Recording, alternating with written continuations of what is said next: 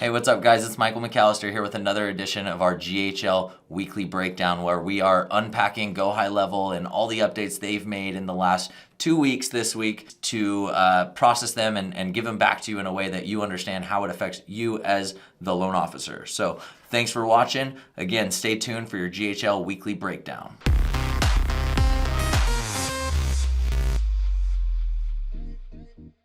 All right, guys, I haven't made one of these videos in 2 weeks now because last week there was no updates really to report. Apparently, they were saving them all for this week. We have a lot of minor updates. None of them are really groundbreaking, but a lot of small things that could be relevant to you.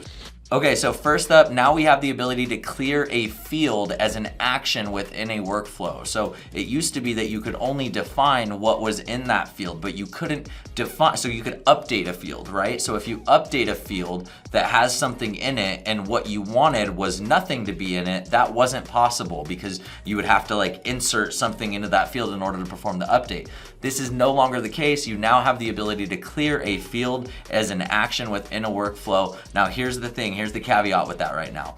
They announced this as you now have the ability to clear custom fields, which was kind of a weird way to present it in my eyes. But the reason they presented it that way is because for whatever reason with their backend infrastructure, they only have this ability right now for custom fields. So you can't do this with like first name, last name, email, phone number, any of like the standard fields in High Level. You're not gonna be able to do this with. You're only gonna be able to do it with custom fields for now. All right, next up we have improved blog organization for websites. I'm not gonna spend a whole lot of time on this. I have yet to meet a loan officer that is using the blog function of Go High Level. So if that is you, please reach out, comment below, do something to let me know. I would love to know if you're doing that. So not much to talk about here, just a better, easier on the eyes, a better way of presenting blogs on your website if you are using that functionality.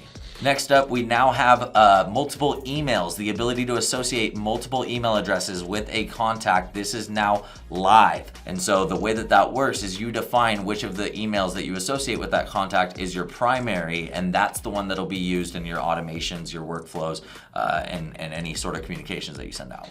All right, next up, we have an update to the Google Sheets Premium Action. So again, Premium Actions inside of workflows are the gold crowned labeled premium workflow actions that are in the right hand sidebar when you go into workflows. So the premium actions are ones that are meant to replace Zapier, basically ones that are not native functionality built into High Level. They require an integration with another platform, such as the ability to find Google Sheet rows, update Google Sheet rows, clear Google Sheet rows, etc. So now you have the ability when you're looking up a Google Sheet row to look up from the bottom up. Let me explain what I mean by that.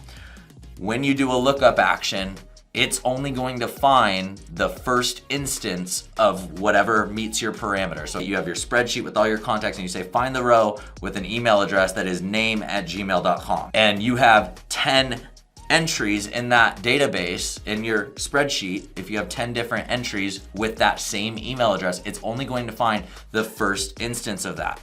Before, it did it automatically from the top down. It would start at the top, start searching, and stop when it found the first one. Now you have the ability to start that process from the bottom up. And so you say, hey, find name@gmail.com, but it starts searching from the bottom up. So if you're adding spreadsheet rows automatically, all those are getting added to the bottom. So this would be the way that you would, this would be how you would find the most recent instance of something if you were running some sort of automated spreadsheet with timestamps. All right, next up, we now have the ability to select what language you want your calendar to be in. I think they have like 5-6 different languages. The way that they introduced this made it sound like this is gonna be like a broader push to make High Level like multilingual.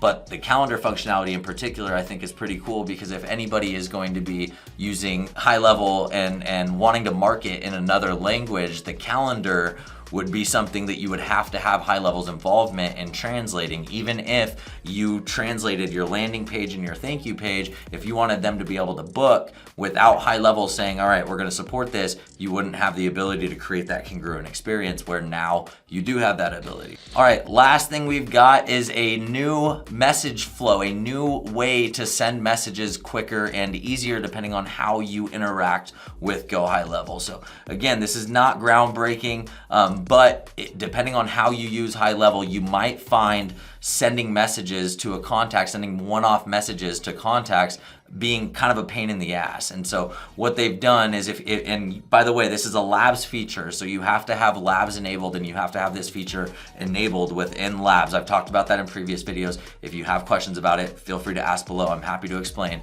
But within Labs, you have the ability to enable these features that are like past beta, but not quite ready for full release. And so this is one of those features. If you enable the conversations view enhancements within Labs, if you enable that, you will now have the ability where you used to only have like a search bar and a filter button within your conversations view, you'll now see a create new message button that takes you through a flow where you select the contact that you want to send the message to. You can select a template, add your text, and send it out from there. If you wanted to send a one-off message previously, you couldn't do it from the conversations view unless you could find the conversation that you had with that individual. If you hadn't started a conversation yet with that individual, you would have to go into your contacts, find them as a contact, click on them to open up the contact and send the message from there. So this really is an improvement in that area, but it's something that not a lot of people are gonna notice right off the bat. All right, guys, that was a lot of kind of minor updates. Again, stuff that's all worth sharing, but none of it is really groundbreaking. What is groundbreaking, though, is the progress that we are making with our weekly Zoom room. This is on Tuesdays at 11 o'clock Mountain Time, gaining a lot of traction. We're seeing more and more people on there. Up to this point, we haven't had enough people in those Zoom rooms to where anybody who shows up basically gets my one-on-one undivided attention for 15-20 minutes before I have to move on to the next person. This last week was the first time that probably wouldn't have been possible if we had other people looking to get their issues looked at, get their scenarios looked at.